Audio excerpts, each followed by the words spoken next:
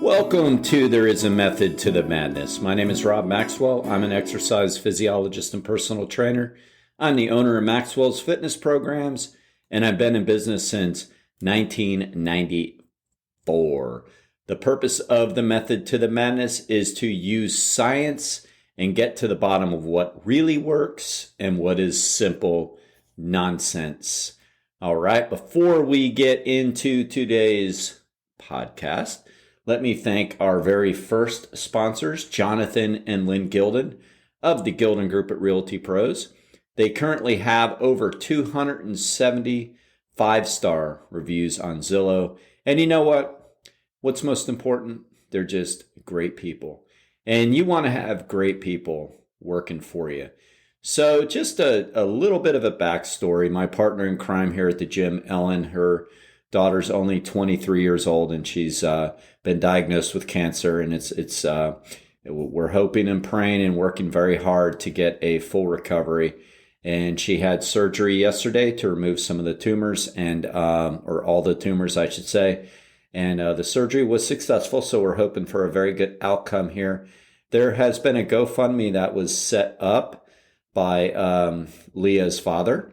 And it's already earned over $20,000 in 5 days, which is simply amazing. But I bring this up right now because both of my sponsors, I noticed, contributed quite a sum of money to this. The Gildons contributed to this, and the Hawks, who own Overhead Door, contributed a significant amount of money. And to me, that's really cool. I mean, that just shows what good people are out there, and I love having that for my sponsors. So I wanted to put that out there. I don't know that they wanted that announced, but I'm going to announce it because that's just good people right there.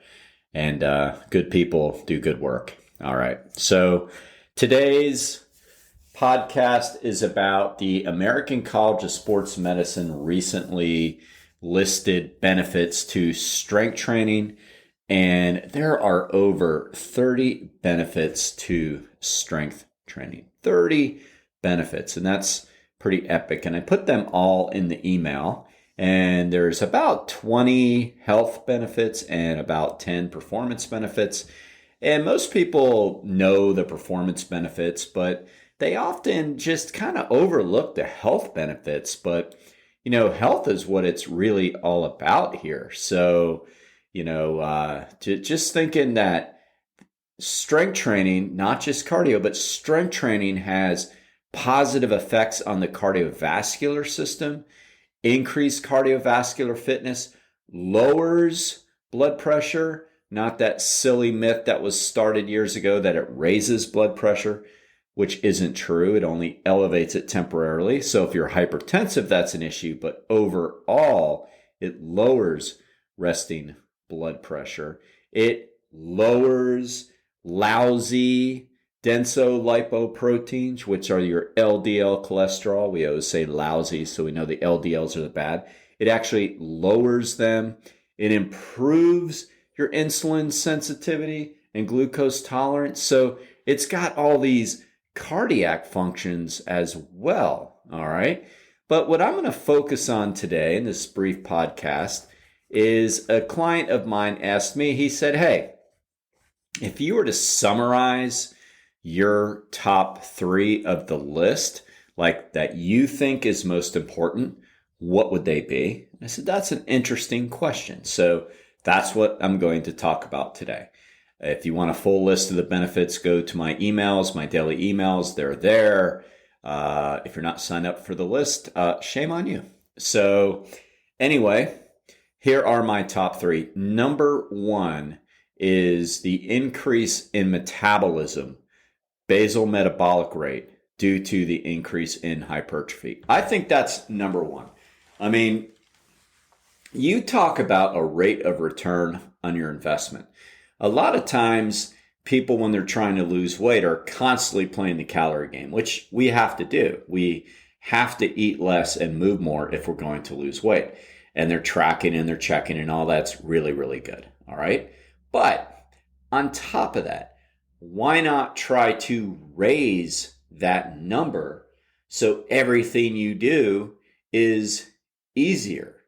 If you gain a pound of muscle, that equates to about 15 extra calories, 15 extra calories that you can burn that day. Think, well, that's not a lot. No, that is a lot. Okay, so 2 pounds is 30, 3 pounds is 45. All these little calories add up when you multiply it over the hours and days and weeks and months and years.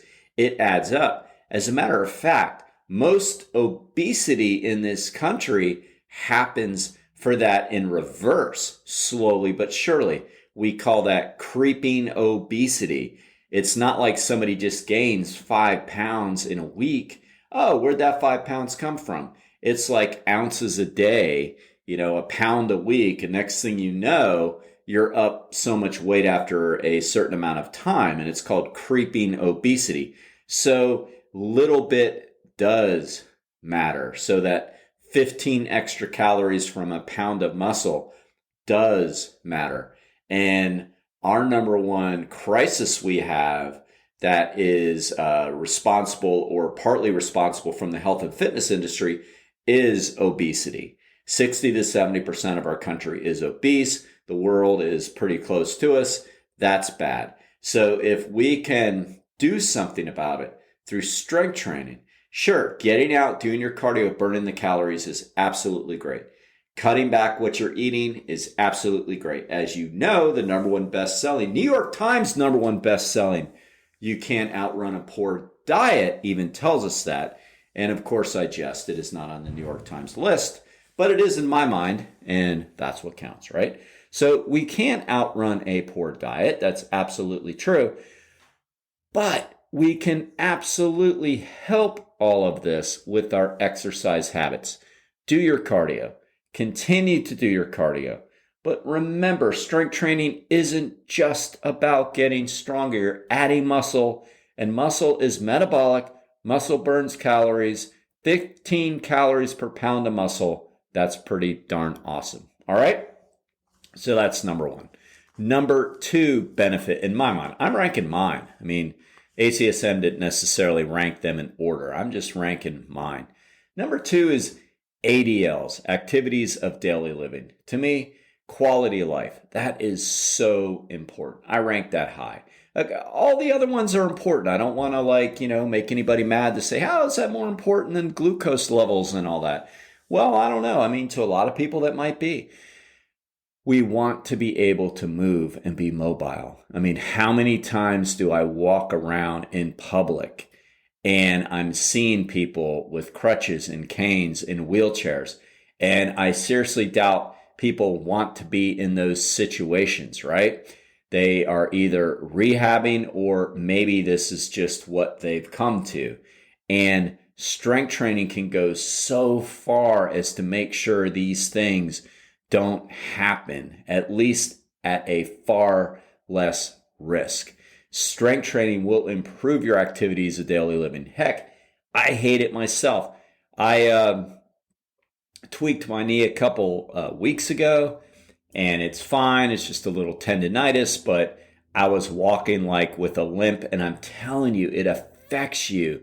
Even out walking the dog was a lot more difficult than usual. My dog Hazel, she's half pit bull, half terrier. She's just a sweetheart of a dog. She's about 50 pounds, and she gets the old barn door open thing going on. So she knows when we turn the corner where the house is, and when animals want to get home, they get home.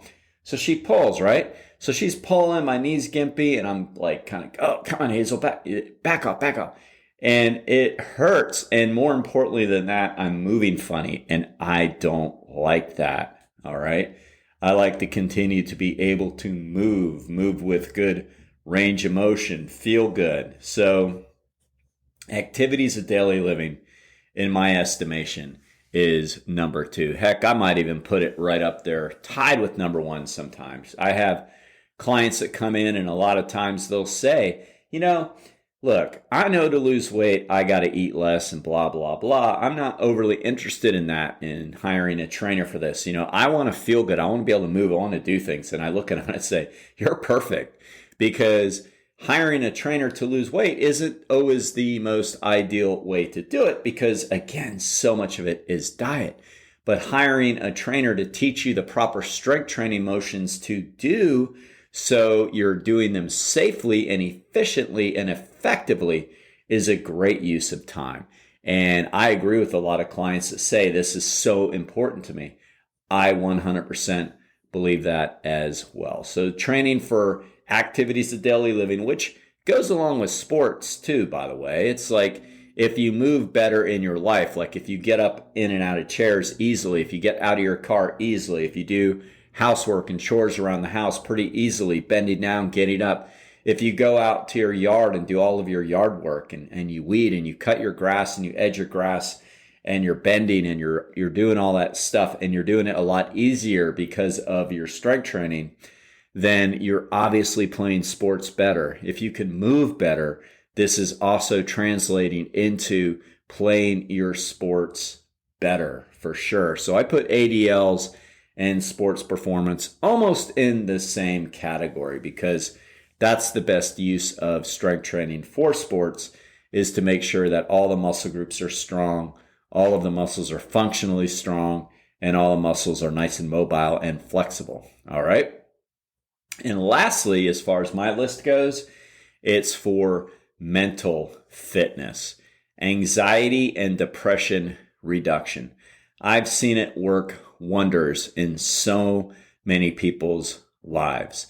So, I mean, we could take extreme cases and say that when people are rehabbing from a drug addiction or alcoholism and they're making a lot of progress, which is great.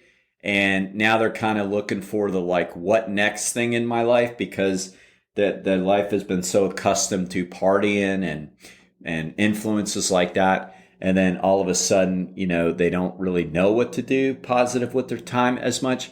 And you fill that void with exercise and strength training, and they start going to the gym. I've seen it really help them recover.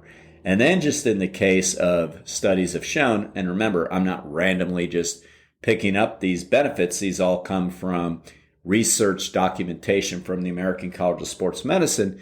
There is a showing of reduction of anxiety and depression in people that lift weights. So, when we're talking just kind of being in a bad space, like being a little depressed, being a little bit anxious, and just feeling better when you work out. And man, I can relate to that. I kid sometimes in my emails with people and say, there's that old saying that when you write an email that you're a little bit mad about, or you write a letter you're not happy about in the old days, or you want to call somebody and tear them up on the phone, don't do it. Write the email and don't hit send yet. Write the letter. Don't put it in the mail yet. Wait 24 hours before you call. So my little rule has always been work out first, because I can feel the same way, go for a workout, then all of a sudden not be as angry, not be as riled up, not be as reactive, because it does change the brain chemistry. It absolutely increases the happy hormones of serotonin and dopamine and lets you burn off some of that adrenaline. So it absolutely does work to lower those kind of chemicals, which make us a little bit frantic, because I think we'll all agree that we don't want to react when we communicate with people. We want to be proactive, and we don't want to just like fire things off. So it does that as well. So the mood effects. And then, so I'll finish this up by summarizing this by saying, so I sent it back to him and I said, I'm curious, what are yours? And he wrote back the same thing. He said, increased metabolism, number one. Number two, he changed it a little and said, sports performance is really big with him. So these were his personal benefits of strength training he valued the most. And then thirdly was mental health. So I think these are pretty common things. And as I say all the time, you talk about a bang on your investment. You could put in just 30 minutes a week. So 2 strength training sessions of 30 minutes at a minimum, but you still get benefits. And then your whole week is better. You're not going to get a better investment in anything you do. I promise you that. All right, so I'll wrap this up by again thanking Overhead Door. Jeff and Zach Hawk are the owners of our local overhead door here in Daytona Beach. I've known Jeff for over 30 years. I started training him before his son was even around, and now I train his son, so that's pretty cool. And we all know Overhead Door is the absolute best out there. I mean, come on, who can even compete with these guys? They make great doors, great customer service, and as I said, just great human beings, as I saw their major contribution to the GoFundMe, as well as the Gildons as well. And you just can't put a price on good people, and good people do good work. I will put the contact information in the show notes for both of my sponsors. And until next time, be Max Fit, be Max Well.